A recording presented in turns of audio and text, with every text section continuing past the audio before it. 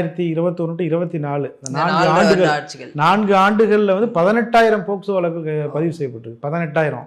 இது அமைச்சர் கீதா ஜீவனே சட்டமன்றத்தில் சொல்கிறாங்க. அப்போ என்னென்னா 18,000 கதைகள் இருக்குது. நம்ம ஒரே ஒரு கதையை பற்றி தான் இப்போ வந்து பேசிகிட்டு இருக்கிறோம். ரொம்ப ஒரு அதிர்ச்சி அடையக்கூடிய விஷயம்.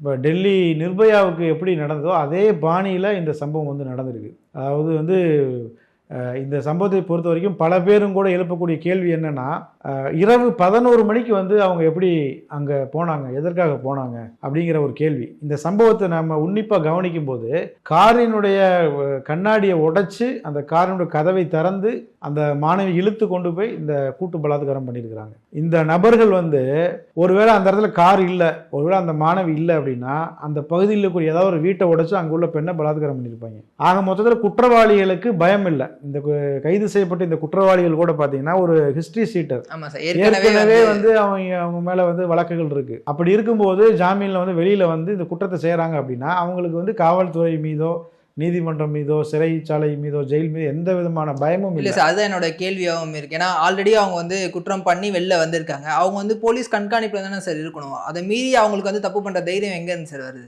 போலீஸ் கண்காணிப்புல தான் இருக்கணும். அதுதான் வந்து அதுதான் நானும் சொல்றேன்.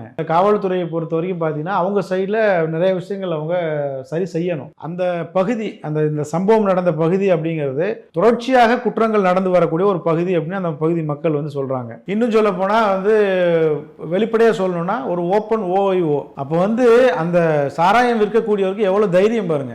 அவ்வளோ சம்பவம் நடந்து கூட அவர் பணம் கொடுத்தா அவர் சாராயத்தை வந்து விற்கிறாரு.